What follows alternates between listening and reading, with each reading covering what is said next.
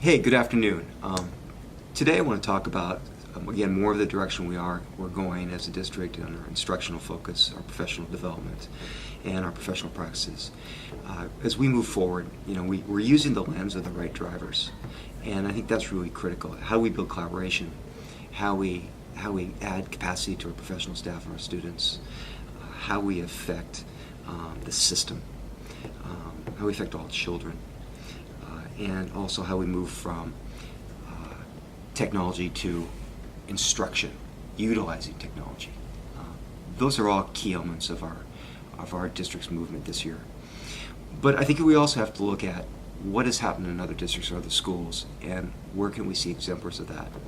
And I want to point to the research that came out of the late 90s and early 2000s with Doug Reeves on the 90-90-90 research. I think that's a real good exemplar for us as a district.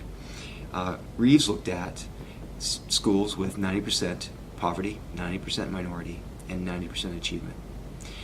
And in that, he found certain elements of characteristics of the school that transcends the difficulties sometimes our communities have and points to a direction of achievement and excellence. Those schools always had a focus on achievement.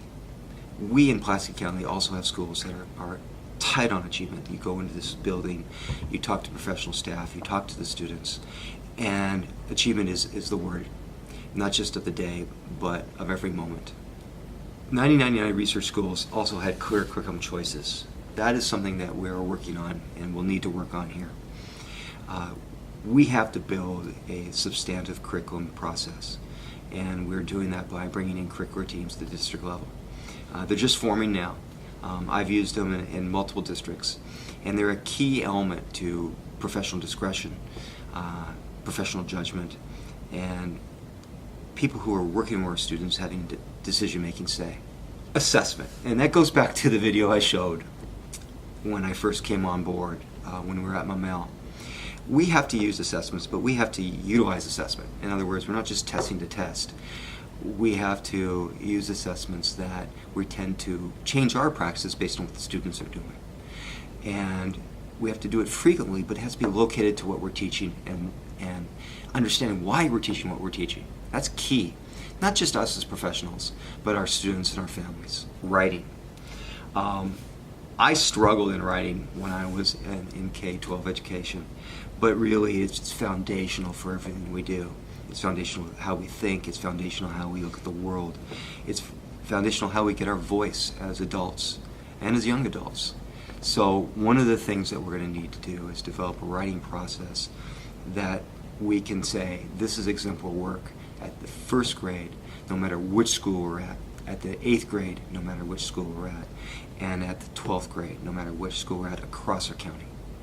And that's going to be a big emphasis again for our curricular writing team.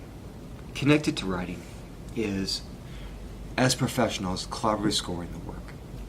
And that is key, because if we start understanding what is the performance outcomes we want for our students and what do they look like, it's hard to hit any target. I've had some of the most professional growing experiences sitting down and using rubrics and looking at writing samples of students. These are the things that are moving forward in our district, not because it's something new on the block. Really, good instruction has always been good instruction. High-performing schools, no matter where they are high-performing schools. And it isn't, as we know, the student that's the difference maker, it's the teacher. And if the teacher works collaboratively with other professionals, it is an amazing educational experience for our community.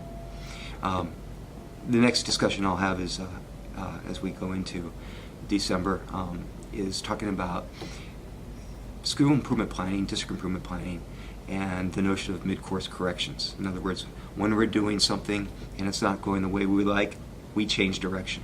And that's where the multiple use of assessments, frequent use of assessments, and the ability to know what our exemplars are as professionals is key.